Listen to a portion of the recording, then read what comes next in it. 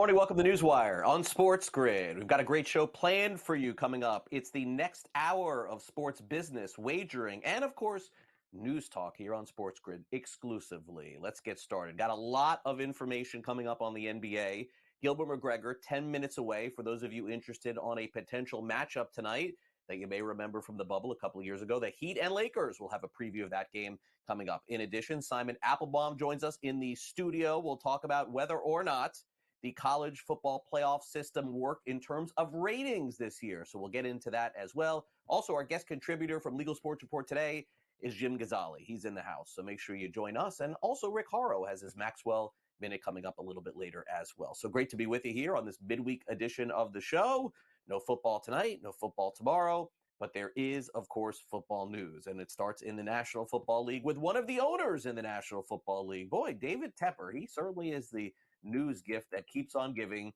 Carolina Panthers owner fined $300,000. You may have seen this video. Of course, it went viral of Tepper throwing a drink of some kind at an unruly fan who was right beside the press box, or at least the owner's box, luxury box, wherever David Tepper was. Then he issued an apology, which some people feel was not genuine enough.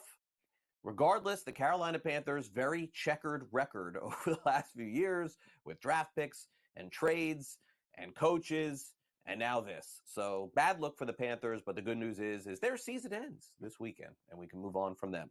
All right, now speaking of the weekend, we got the Jacksonville Jaguars coming up with a very big game that they will need. And the good news for them is that Christian Kirk, their wide receiver who had a great 2022 season, not as good as 23, still a good free agent signing, they've opened up the 21-day practice window for him. So a potential return could be coming.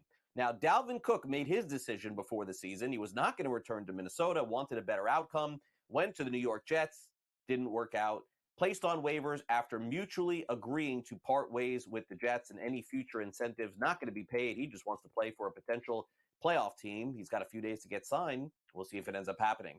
The NFL has distributed a video reminding players to clearly report as eligible players. You remember what happened Saturday night? In case you didn't, there was some discrepancy as to whether or not one of the players of the Detroit Lions reported as eligible. Looked like the ref came over and looked like he said he was eligible, but he didn't report as eligible. Lions potentially with a win taken away from them because of that play. Also, Sean McVay last year, who flirted with the idea of maybe retiring or at least taking a break, going into media, maybe being on television. On the Rams podcast show, McVay says that he will be back in 2024, and the Rams indeed have made the NFL playoffs in 2024 as well. So that's the latest in the National Football League. Okay, we got a game coming up on Monday night, National Championship. For those of you who are unaware, probably not watching this show, Washington will take on Michigan, and their offensive coordinator late yesterday said Dylan Johnson will likely play in the championship. He re-aggravated a foot injury during the Sugar Bowl. You may remember it was sort of controversial because Washington had to call a timeout. He was on the field at the end of the game with less than a minute to go. But the good news is Washington won. Johnson should be back. Now, Georgia's tight end Brock Bowers, no huge surprise here. He's going to enter the NFL draft, projects as one of the top 2 tight ends entering the draft as well. Georgia, of course, with a fantastic season, capped off with a score over Florida State, which I shouldn't even say here on the show, but let's just say 60-something to almost nothing-something in the Orange Bowl. Liberty's quarterback, Kaylin Salter, has entered the transfer portal. He led Liberty to their first league title and, of course, a Conference USA Most Valuable Player, although they didn't win their bowl game. And also, Minnesota's quarterback, Alfin Kalamankis, has decided to transfer to Rutgers after entering the transfer portal there. That's the latest in college football. Now, in the National Basketball Association, we've got some games to talk about. But first, let's get to some college hoops. We don't talk about that enough. It's kind of time to do that here on the show. We got March Madness just a couple of months away. Purdue is the top 25 poll #1 at the moment in the AP. They're still there. Gonzaga has kept their streak going, their 142nd consecutive week in the AP poll. Baylor, by the way, has opened up a new over $200 million basketball arena. It's called Foster Pavilion, and the old one was called the Farrell Center, for those of you who are unfamiliar. And also, this was a really cool story I saw this morning. You may want to check it out online. Former Celtics and Lakers basketball player, broadcaster as well, Rick Fox, is backing carbon neutral concrete in future building and construction. Fox has been involved in a lot of different venues in the past and different things. This is a new one, so check it out online if you choose to do that. Okay, a signing in Major League Baseball. It has been a slow hot stove. I'm here to tell you, there's no denying it. There has not been a lot of signings. Everyone's making excuses for it. I got nothing. Woo Suk, he is a overseas player. The New York Post last night said that he is going to sign with the San Diego Padres and will potentially be their closer. You may remember their closer. His name was Josh Hader, best closer in baseball. Still unsigned, still a free agent. Help me make sense of this. I don't get it. Colorado's Division of Gaming reports an all-time record in November. The number was $608.5 million in handle. You may have seen cryptocurrency go up and down, mostly up over the last few months. Cryptocurrency casino operator Stake.com is sponsoring a Sauber F1 team, that is Formula One, in case those of you who are unfamiliar. And Ohio sportsbooks have generated, get this, a record $864 million in November in the state sports betting report. And for those of you, by the way, who have been following the latest in Florida with the Hard Rock betting app and the launch last month in December, this West Flagler group officially filed their final filing, whatever that is, yesterday. So now the Supreme Court could rule at any time as to whether or not the Seminole Tribe should be allowed exclusivity to operate in sports betting with the Hard Rock app all over the state of Florida. We could get an answer today. It could be tomorrow. It could be never. This is the way that it works in Florida. But it is now back in the hands of the Supreme Court for them to make a potential ruling. And within West Flagler's filing, it basically says that the governor of Florida, Ron DeSantis, should not have allowed the Seminole Tribe to just have exclusive rights over sports betting. Naturally, this West Flagler group wants it to be everywhere, all the different casinos that are in Miami, Fort Lauderdale, Tampa, Orlando, etc. But no ruling as of now, and sports betting continues in Florida as we see it. So there's a big game tonight, as we mentioned, in the NBA. We got the Heat taking on the Lakers, also the Bulls taking on the Knicks. And by the way, what about that trade that the Knicks made kind of under the radar last week, trading away a couple of potential stars for a shakeup was what we would probably say for the New York Knicks. We'll discuss that with their deal with the Toronto Raptors. And also, how about the Oklahoma City Thunder and SGA with his big game last night, taking down the Boston Celtics? We will talk about that coming up next as Gilbert McGregor joins us here on NewsWire. So that's the very latest that we got going on right now. Make sure you stay with us here on the grid every Monday through Friday, 11 a.m. to 12 p.m. Eastern. That is the time for NewsWire. And also, don't forget, those of you who won your fantasy football championships, the season doesn't end. We got plenty more to go. And we'll be back with you Saturday morning talking about postseason fantasy football. We'll be right back.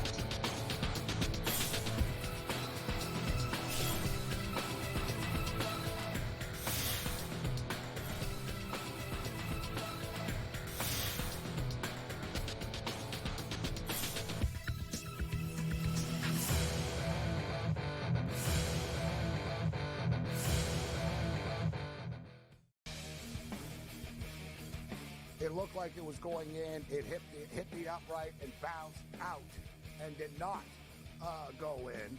There's more scoring in an MLS soccer game than there is this Cotton Bowl. The Chargers didn't know what the hell to do with Staley for years. They're a clown show in chief. Denver's got this issue, Gabe. Like, the Chiefs must just be sitting there going, wow, what a bunch of brain trust we work with in this division.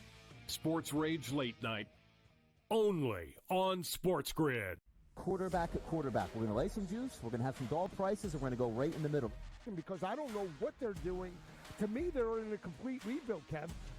Go run, run, run. That's where overbackers on this 51.5 shot. So right now, we saw a little bit more over money, but it's hovering right around. The winner of this game will be the division I favorite. don't care if they win, because all we care about is the money, baby, the money. Pro Football Today. It's smarter to be on SportsGrid. I'm laying the 14.5.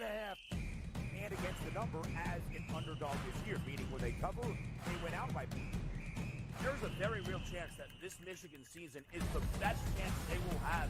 Oh, Rocky Top, Tennessee. So, am I just a side better now? I'm right here on Saturday on College Football Today. It's bowl season, baby. College Football Today. It's smarter to be on SportsGrid. Who are you taking? play, especially if you know that maybe Kuzma could get moved. Tyus Jones is a free agent. To me, I'm taking Detroit with Kate, with Ivy, with Doran, and then obviously Ashore Thompson, and also because of Monty Williams, I know he's a better coach than that. Betting above the rim, only on SportsGrid.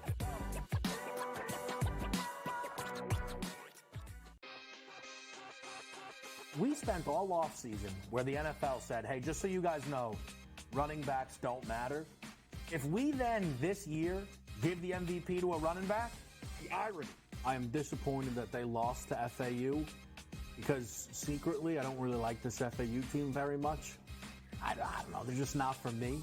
And now they've completely legitimized the Owls. Game time decisions, only on SportsGrid. Yay, congratulations, but the game was over at that point, so another one of those terrible beats. If you had 3.5, 4, even 4.5, this was a 10-point game until the final closing seconds. In-game live, prime time, only on SportsGrid. SportsGrid, the only streaming sports betting network. Tips, info, and insights to up your IQ. It's smarter to be on SportsGrid.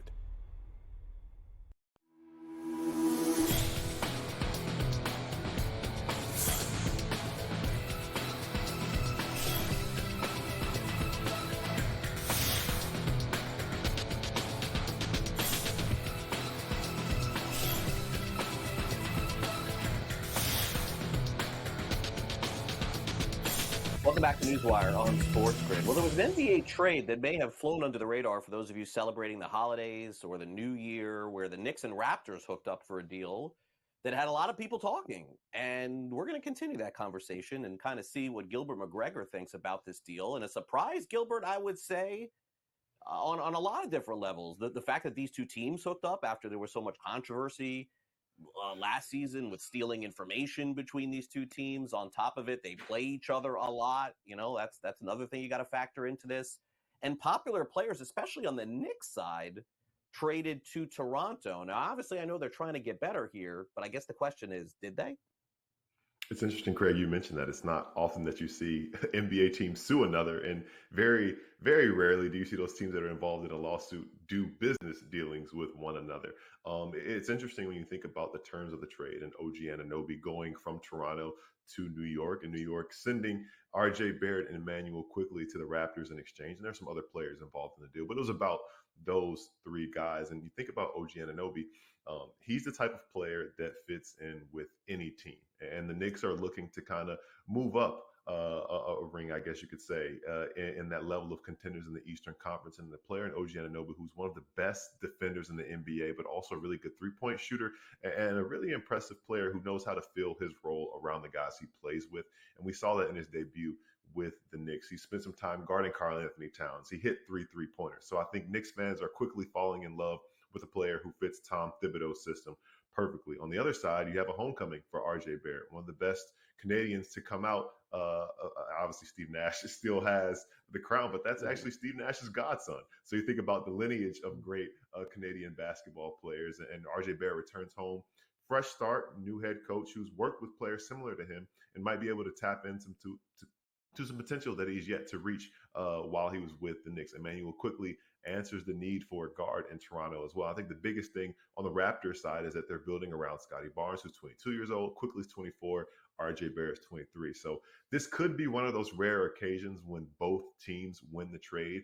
That remains to be seen. But I also think that neither of these teams are done dealing. I think the Knicks are still going to make some other moves to try and move up and get on that same tier as the Bucks and definitely the Celtics, who are kind of in a class of their own right now.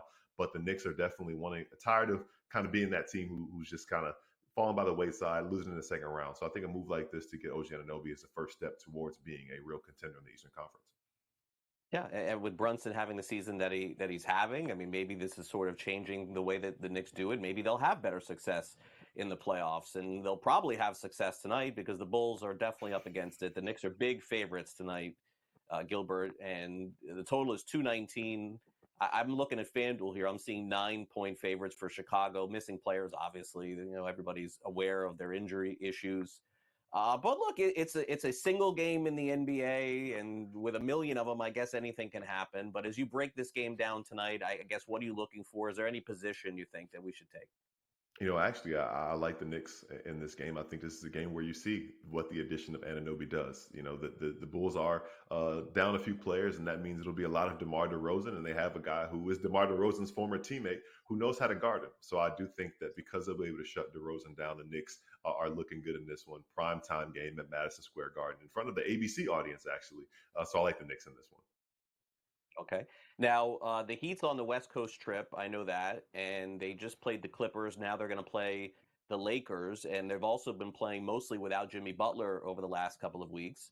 They're 6-point underdogs. Once again, the Heat's getting these incredible performances from players that nobody's ever heard of, Gilbert. Once again, chance for a Rookie of the Year there in Jaquez.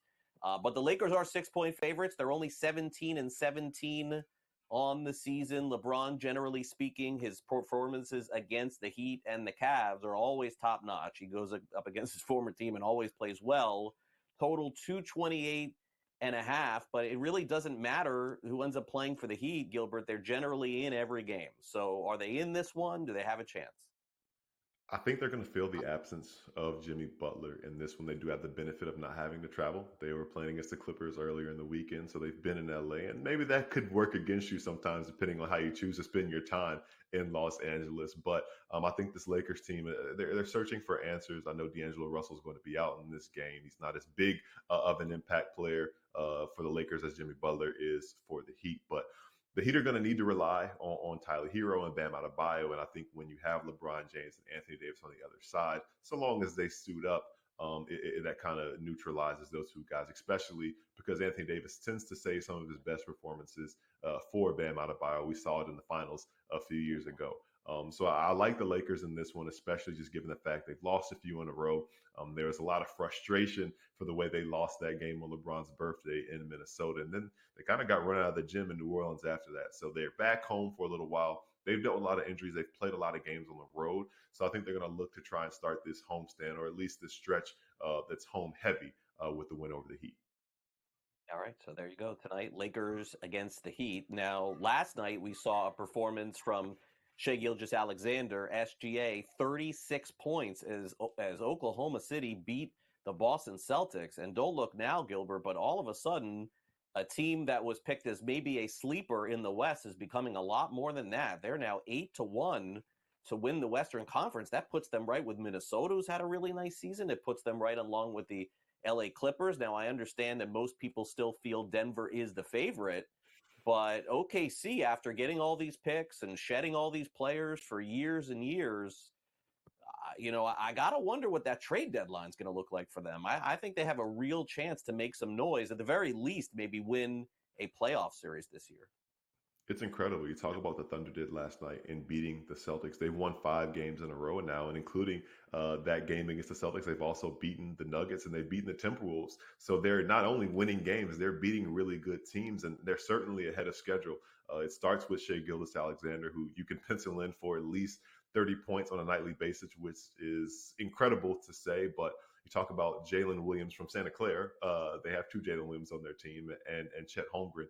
They're forming a big 3, and they have so much young talent on that team, and they fit perfectly together. You mentioned draft picks. They have 35 draft picks over the next 7 years, including 15 first rounders. So it's hard not to think that they might not cash in on some of those draft assets and maybe make a trade for a player like Lauri Markkanen, who would be a perfect fit for that team. So I think the Thunder are in a great position. They're ahead of schedule already to maybe win a playoff series, like you said, but they're one big trade away and maybe a small splash away from being a team that really could make a run to the conference finals in the Western Conference. And, there's a little luck that goes in deep runs. And if they get lucky, I wouldn't be surprised if they are a team who you could see competing for an NBA title sooner rather than later. Yeah, no, I would agree. It's really a remarkable story to see how well they played. And Gilbert, they kind of, in my opinion, set the blueprint for what could happen with a lot of teams in the NBA, which is stacking a lot of picks.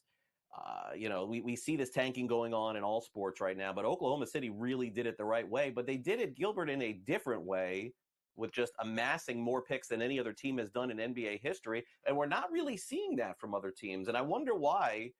Maybe other teams are waiting to see if it's going to work or not. Do you think that that's a possibility? Because, example, a team like Detroit, we know they're so far away from being good. Why not go about it that way as opposed to just going into the season and being kind of unclear where you are? Because nobody thought Detroit was going to be good, Gilbert, but no one thought they'd be 3-30 either. Yeah, right, Craig. It's interesting you think about that and how the Thunder have done it. They've really just brought on bad contracts with the caveat of saying, hey, I'll take on your bad contract for some draft picks. So you look at them taking on Chris Paul, who ended up being a good contract for them. Al Horford, Kemba Walker, guys they've added to that roster who you kind of forget the Thunder have had in the past few years. And they've picked up draft capital from that. And then they got draft capital along with Shai Gilgeous-Alexander. So kudos to Sam Presti and what he's done building this team. And certainly a blueprint, hard to follow, but it's going to pay off for them. Yeah, it will. All right, Gilbert, great to see you. Happy New Year. We'll catch up again next week. Sounds good. Happy New Year, Craig. All right, Gilbert McGregor, Sporting News, joining us here on the show. All right, coming up next, let's talk a little bit about the success of ESPN Bet. Jim Gazzale from Legal Sports Report weighs in after the break.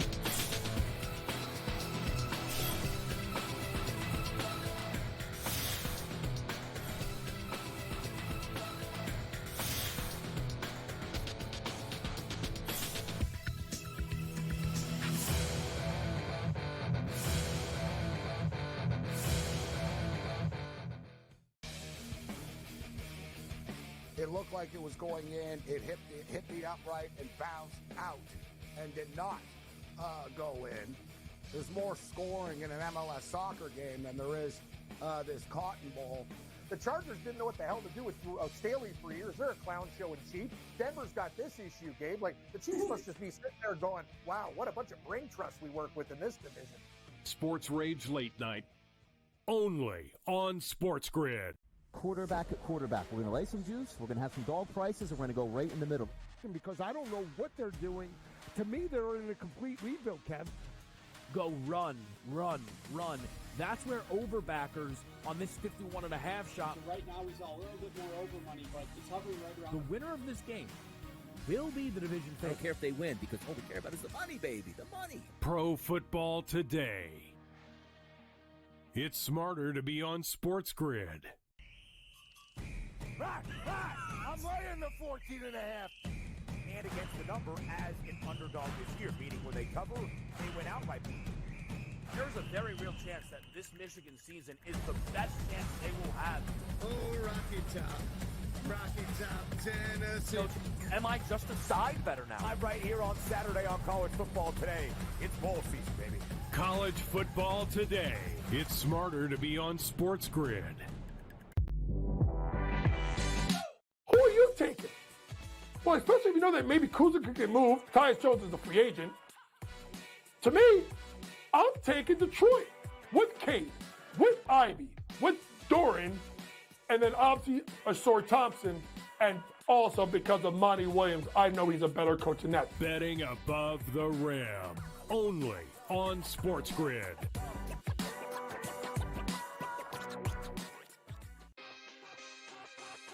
We spent all offseason where the NFL said, hey, just so you guys know, running backs don't matter.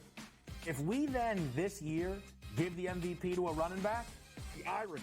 I am disappointed that they lost to FAU because secretly I don't really like this FAU team very much. I don't know. They're just not for me. And now they've completely legitimized the Owls. Game time decisions, only on SportsGrid. Yay, congratulations, but the game was over at that point, so another one of those terrible beats. If you had 3.5, 4, even 4.5, this was a 10-point game until the final closing seconds. In-game live, prime time, only on SportsGrid. SportsGrid, the only streaming sports betting network. Tips, info, and insights to up your IQ. It's smarter to be on SportsGrid.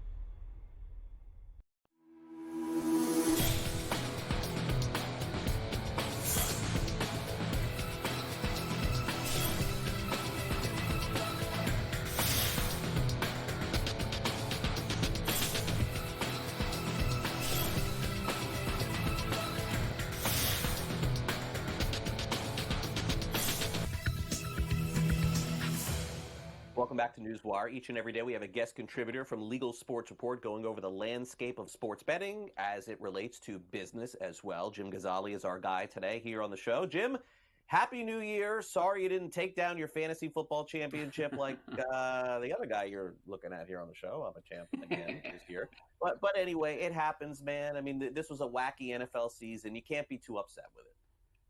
Yeah, Happy New Year to you too, Craig. And, I appreciate all the fantasy insights that you've shared with me over the course of this season. It certainly helped. Second place finish, nothing to sneeze at, I guess. No, definitely not, especially in a money league, but we won't get into that on today's show. But we will talk some money. Let's talk some money. Let's talk ESPN Bet, launched a couple of months ago. Certainly Pennsylvania, one of the huge sports betting states in the country, and that just continues in terms of promotions. This seems to be working for what they're doing, and I wonder from your perspective, do you think that this continues in Pennsylvania with ESPN Bet?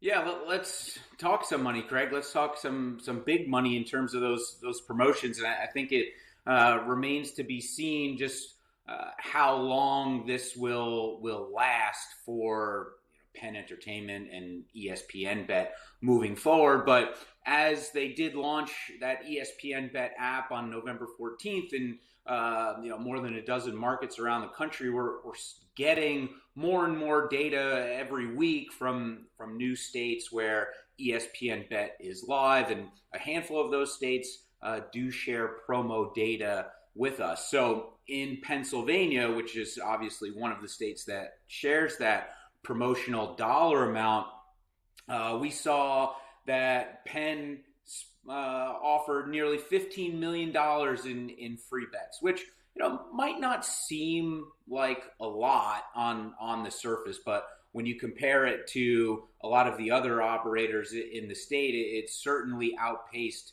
all of them. And as obviously they're trying to make a push into the market in November with their first 2 weeks of wagering there, and it helped.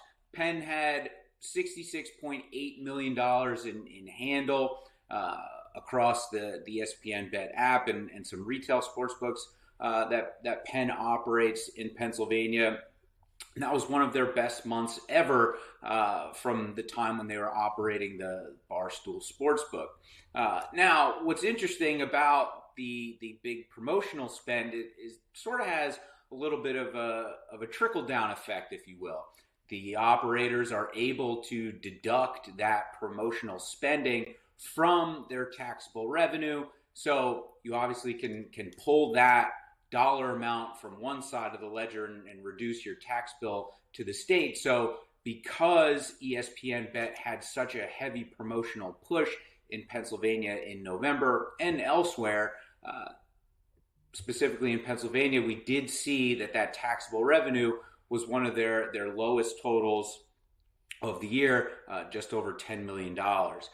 Overall, across the market for Pennsylvania in November, $934.1 million, a new record, back-to-back months of record handle there in October and November. And Craig, like we've talked about seemingly every week here for the last month or two, just another month, another record handle in one market or another across the U.S. And we'll see just how long that trend of big betting volumes, a little bit of a tongue twister there, big betting volumes continues into the new year here.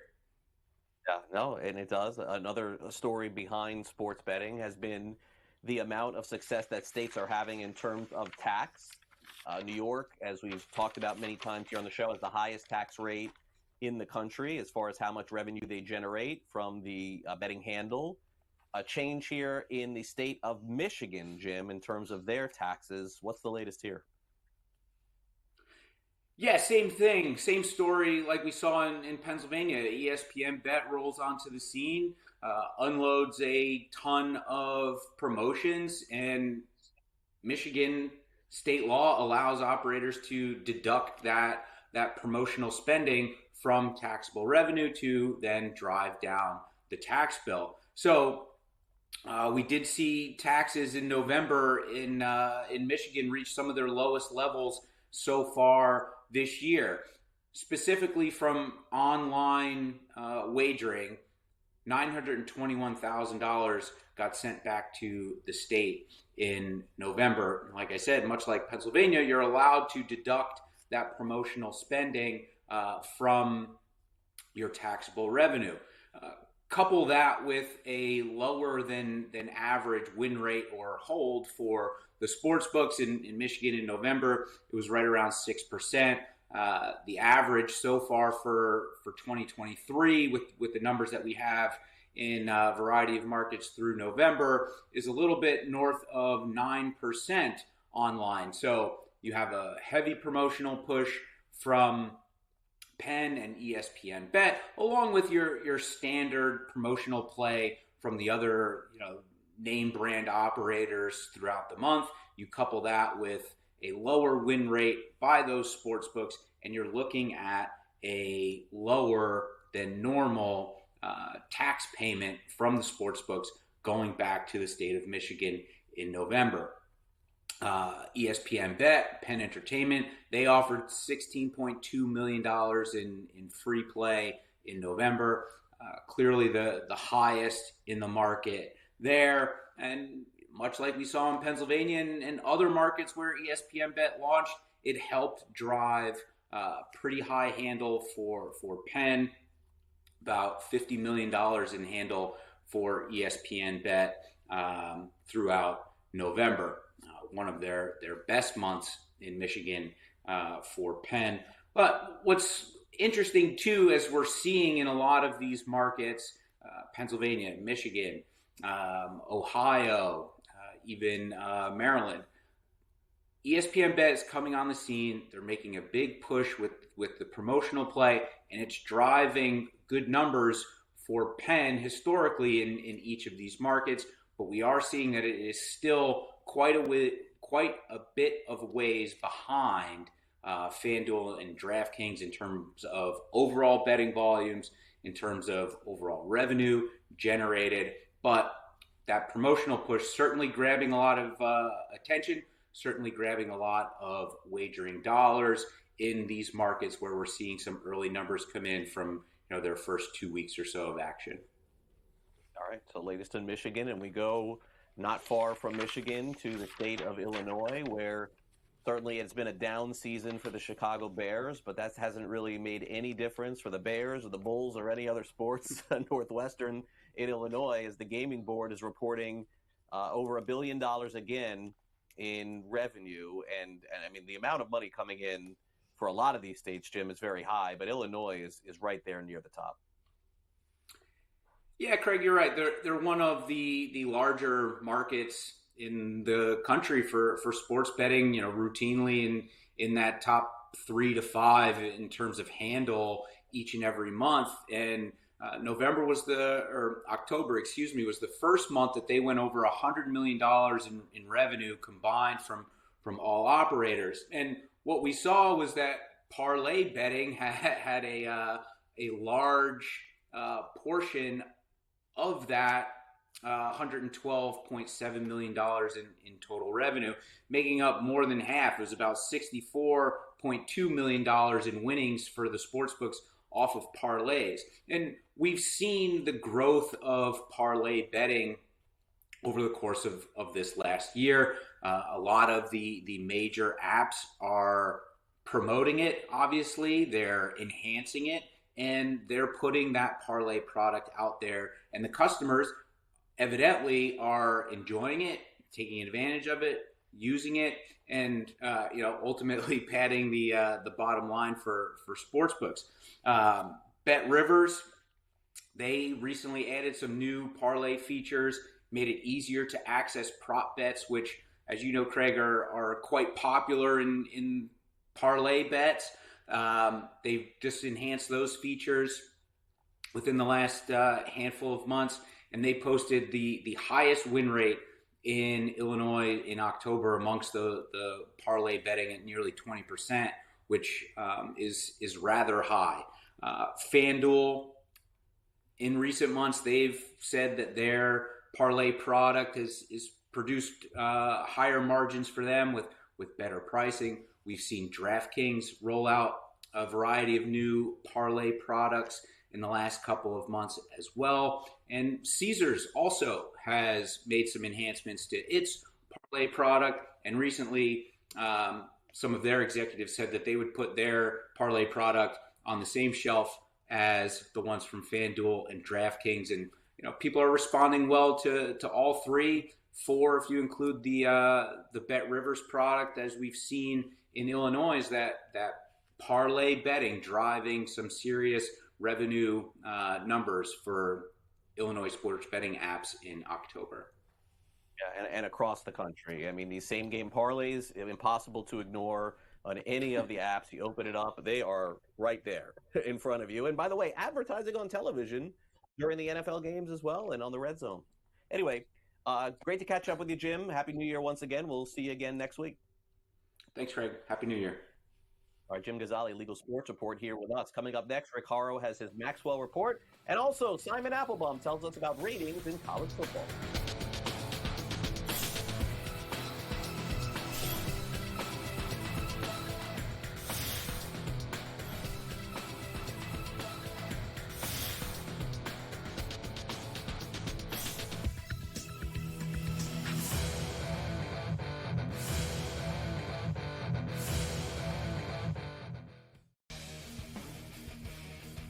It looked like it was going in. It hit the upright and bounced out and did not go in.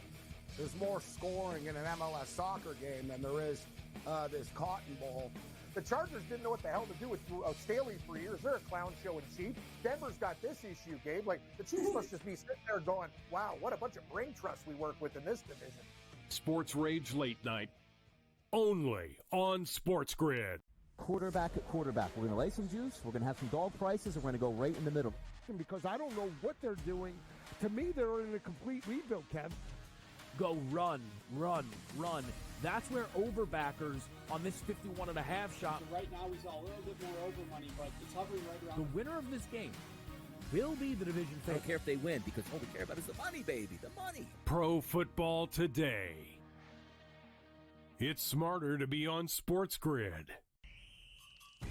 I'm laying the 14.5. And against the number as an underdog this year, meaning when they cover, they went out by. There's a very real chance that this Michigan season is the best chance they will have. Oh, Rocky Top, Tennessee. So, am I just a side better now? I'm right here on Saturday on College Football Today. It's bowl season, baby. College Football Today. It's smarter to be on SportsGrid. Who are you taking?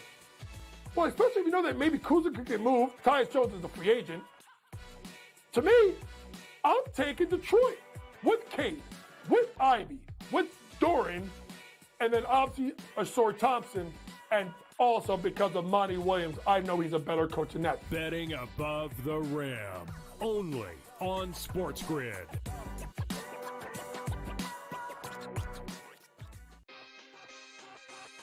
We spent all offseason where the NFL said, hey, just so you guys know, running backs don't matter. If we then this year give the MVP to a running back, the irony. I am disappointed that they lost to FAU because secretly I don't really like this FAU team very much. I don't know. They're just not for me. And now they've completely legitimized the Owls. Game time decisions, only on SportsGrid. Yay, congratulations, but the game was over at that point, so another one of those terrible beats. If you had 3.5, 4, even 4.5, this was a 10-point game until the final closing seconds. In-game live, prime time, only on SportsGrid.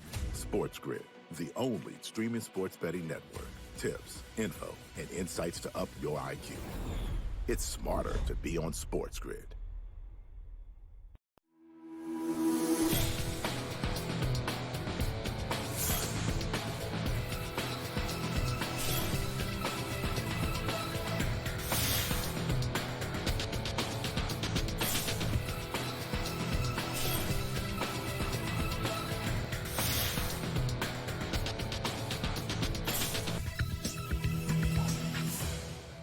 There's just one matchup left in college football. It's the national championship game between Washington and Michigan coming up on Monday night in Houston, Texas. We've had a fun run here of both college football games and then the business side of some of these college football games. So for the final time this year, Maxwell Football Club, let's bring in Rick Horrow. It's time for the Maxwell Football Report. Sports Professor Rick Horrow inside the $1.3 trillion business of sports with your Maxwell matchup. It's the only matchup left in college football, but the off-field implications brought to you by the Maxwell Football Club. Number 1, Michigan. Number 2, Washington. The national championship presented by AT&T. 4 issues surrounding this game. First one, the corporate sponsorships themselves. AT&T leads a field of 20 major sponsors involved in this event. Some of the bowl sponsors, like Cheez-It, are involved with advertising and hospitality. Make no mistake, this is AT&T's game, and they've paid for it. Number 2, the game, Washington itself undefeated, Michigan itself undefeated. One of those teams is going to be an undefeated national champion. Hopefully, the ratings are better than the 17.1 last year when TCU gets trounced by Georgia. Number 3, Nike itself, the sneaker wars and the apparel wars. Nike, $173.8 million deal with Michigan. First signed in 2016, and that time the biggest in the country. On the other hand, 2018, Washington flips, goes to Adidas, $120 million deal. They fund all of their programs, big deals. Let's see what happens with sneaker wars in the future. And finally, the philanthropy. Let's remember that the top players in these games have hearts as well. Michael Penix does a deal with Amazon same-day delivery, delivering Thanksgiving turkeys and other things all over the area. And speaking of Thanksgiving turkeys, Blake Corum does the same thing with his NIL money. His purpose, he said, is to give back to the community. Bottom line is this game is so much bigger than the game itself. College football, the transfer portal, the bowl season, and the beginning of the 12-team playoff hang in the balance. Enjoy this game this week, next week, and beyond like nothing you've ever seen. Sports Professor Rick Horrow with the Maxwell matchup, brought to you by the Maxwell Football Club.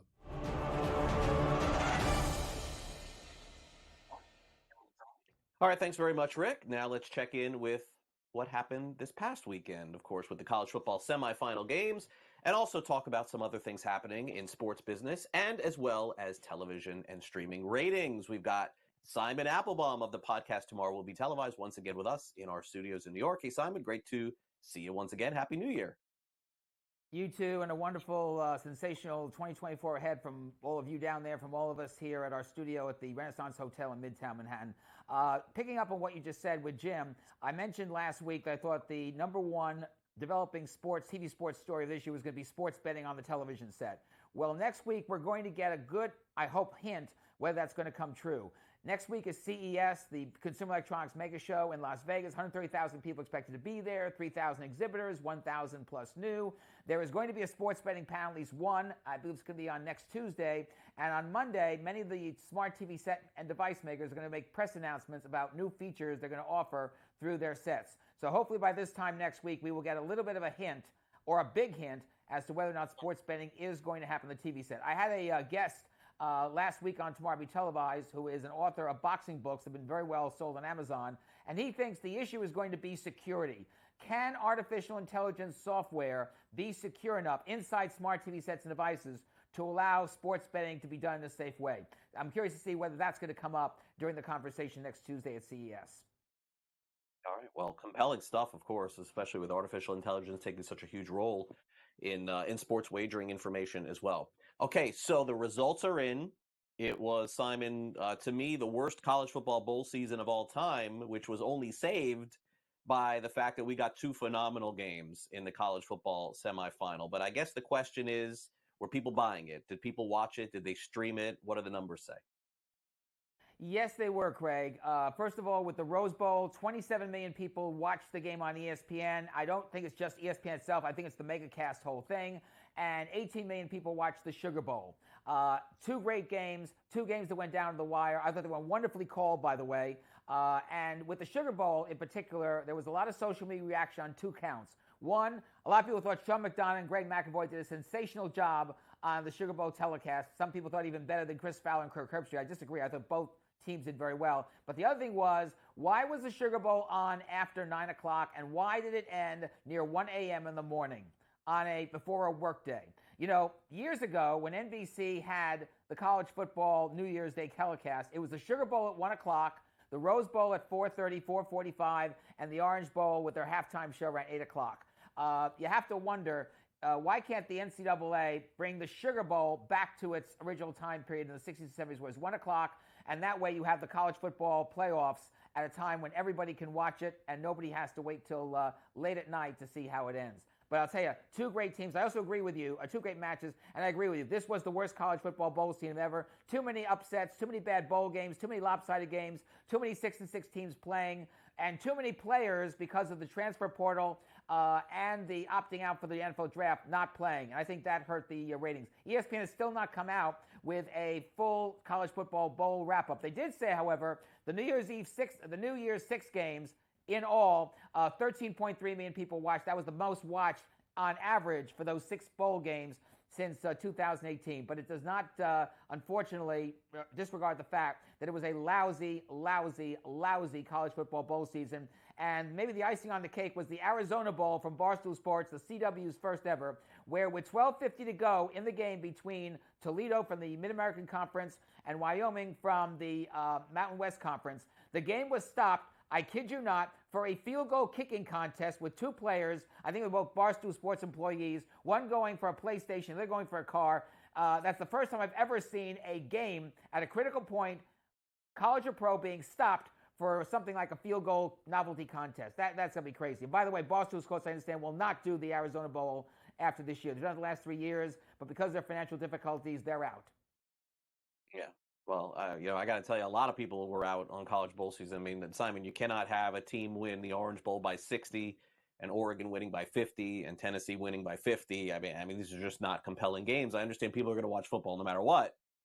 But the ratings, to me, with these sort of things, Simon, tell the story for what could be in the future. Because regardless of what the ratings were this year, people are not going to tune in next year to see the amount of blowouts that they had. I'm sorry, it's not going to happen. I agree with you, Craig. My feeling. I agree with you. Yeah. I agree with you, Craig. I think there's some things that the NCAA and ESPN can do. Number 1, get rid of a lot of the minor bowl games, many of which are owned by ESPN through their events division. Number 2, NCAA, as I mentioned last week, create a rule where you must win 2/3 of your regular season games, 8 games out of 12 to qualify. And number 3, I think the new format with 12 teams in the playoffs, that will make more of the minor bowl games up through, let's say, between Christmas and New Year's Eve more valuable. And one more thing, you have to deal with the transfer portal. It's really a shame that a lot of the key players like Caleb Williams of USC and Jalen Daniels, the Heisman Trophy winner, did not play in their games. Coaches also were taken out because of the transfer portal, going from one team to another. Something has to be done about this so that the star players of college football do get the chance to play in their postseason game. Yeah, I mean, the new format is going to help a lot. There's no question, but it's not going to help in early December when they get the bowl games going. So my feelings on this alternate football stuff, Simon. I've talked about it for a long time. There's just been a 0% success rate with this, and so this to me feels like the final shot out of all of it. The UFL, XFL, USFL, World Football League. So they're now combining the XFL and the USFL. I got to tell you, Simon, if this doesn't work, I don't think we're going to see this happen again. It's been tried so many different times. Very, very limited success. It's not that I'm rooting against it, Simon. It's just every year we're sold on this stuff, and it just ends up being bad, low-scoring football. We already have low-scoring football in the NFL. We can't have it in this exhibition-type scrimmage football as well, but hopefully it succeeds. Craig, you hit it on the head. I think this is the final shot for spring football. You now have the best teams in the XFL, the best teams in the USFL, 8 teams, 2 conferences, 4 teams from each league coming together under this United Football League situation. You have two of the best the teams that won the championships last year. Arlington for XFL, Birmingham for the USFL. They will play each other, I believe, in one of the first games. The first game is March 30th. We still don't know whether the XFL rules, I thought were really good. For example, you have to run the kick out. You don't kick the ball on a point after. You have the chance of the 1, 3, or 5 point, 1, 2, or 3 point situation. We don't know if that's going to be adopted under this new league. And the other thing I think that may penalize this league, there are no teams beyond the Midwest. There's no Los Angeles team. There's no San Francisco team. There's no Denver team. And there's also no New York, New Jersey team, which there was in the USFL the last 2 years, the Generals. So I think that could be, unfortunately, a detriment for the UFL to make it. But let's see what happens. You still have Fox involved. You still have ABC and ESPN involved. You don't have NBC, which carried USFL games. So we'll see what happens. And I believe that this is it. If it doesn't work, spring football, pro style, will not. Yeah, I mean, the build-up is always great. The promotion is always great for this stuff. It's just once the games begin, it's like great to have it back on, and then 5 minutes in, we're like, this is not worth watching. But again, not rooting against it, just the reality of what it is. Now, on the flip side, women's sports have taken a huge leap, Simon. There's so many people way more interested now in watching it, and all sports across the country, collegiate athletes, etc. And even this women's hockey league seems to be gaining some steam as well. It does, and it did so on a very late notice, on a very haphazard notice. We did not know that this Women's Hockey League was going to happen and happen on New Year's Day until last Friday when members of the league were at the New York Stock Exchange to ring the opening bell. I saw that on CNBC, went to their website to find out what's going on. Here's what is going on. They do not, first of all, I think it's a great idea for a Women's Pro Hockey League. You have 6 teams, 3 in the United States, including New York, Boston, Minnesota, 3 in Canada, Montreal, Toronto, and Ottawa. The first game was New Year's Day. The game was not on national television. It was carried on MSG Network here in New York. It was on NESN, New England Sports Network, in the Boston, New England area, and on the Pittsburgh Regional Sports Network as well. They do need a national TV contract. It's 26 games between January and May. I think it's a great idea, especially given the fact that this could build to women's hockey in the Olympics, which has always done very, very well. The issue is they need a national contract. And that did not help, that they did not have their opening day, which was, by the way, New York versus Toronto in Toronto, to have it. The other thing is, speaking of hockey, the Winter Classic was back on New Year's Day. It was on TNT, and nobody knew about it. It was really a shame. For the last 13 years, when NBC had hockey, you had an outdoor stadium. They did it this year in Seattle, where the Mariners play. Seattle Kraken versus Vegas Golden Knights, who are the top newer teams in the NHL. And TNT did zip publicity for it, and the ratings are probably minuscule. And that is a shame, because it's a marvelous idea and a great alternative to New Year's football. All right, let's end ABC and the NBA back here on Wednesday night, Simon. Real quick, 30 seconds. Starts tonight with the game you were talking with Gilbert, the Bulls versus the Knicks. We'll see what happens with it. It's all 5 Wednesdays. It's taking the game from ESPN. I'll talk more about this next week, but this is more than just a stopgap measure by ABC. All right, fair enough, Simon. We'll see you next week. Thanks for coming on. You're welcome, Craig. Take care. All right, we'll be back to wrap it up. Thanks.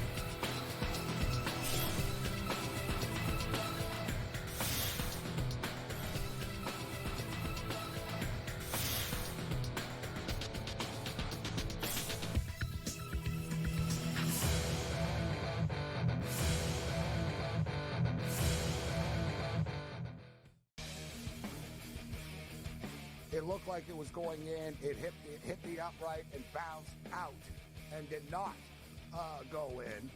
There's more scoring in an MLS soccer game than there is this Cotton Bowl. The Chargers didn't know what the hell to do with Staley for years. They're a clown show in chief. Denver's got this issue, Gabe. Like, the Chiefs must just be sitting there going, wow, what a bunch of brain trust we work with in this division.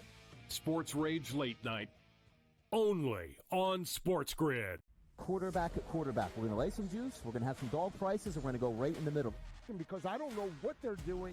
To me, they're in a complete rebuild, Kev. Go run, run, run. That's where overbackers on this 51.5 shot. So right now, we saw a little bit more over money, but it's hovering right around. The winner of this game will be the division favorite. I don't care if they win, because all we care about is the money, baby, the money. Pro football today. It's smarter to be on SportsGrid. Back, I'm laying the 14.5. And against the number as an underdog this year, meaning when they cover, they win outright.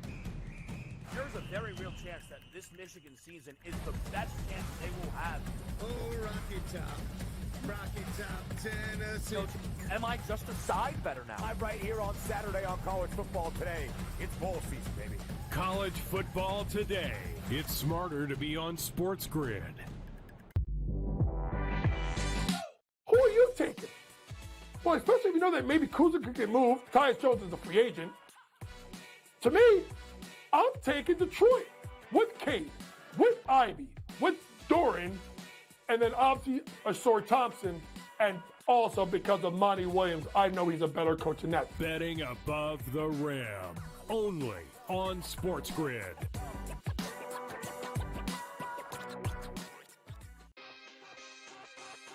We spent all offseason where the NFL said, hey, just so you guys know, running backs don't matter.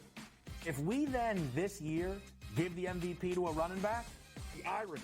I am disappointed that they lost to FAU because secretly I don't really like this FAU team very much. I don't know. They're just not for me. And now they've completely legitimized the Owls. Game time decisions. Only on SportsGrid. Yay, congratulations, but the game was over at that point, so another one of those terrible beats. If you had 3.5, 4, even 4.5, this was a 10-point game until the final closing seconds. In-game live, prime time. Only on SportsGrid. SportsGrid, the only streaming sports betting network. Tips, info, and insights to up your IQ. It's smarter to be on SportsGrid.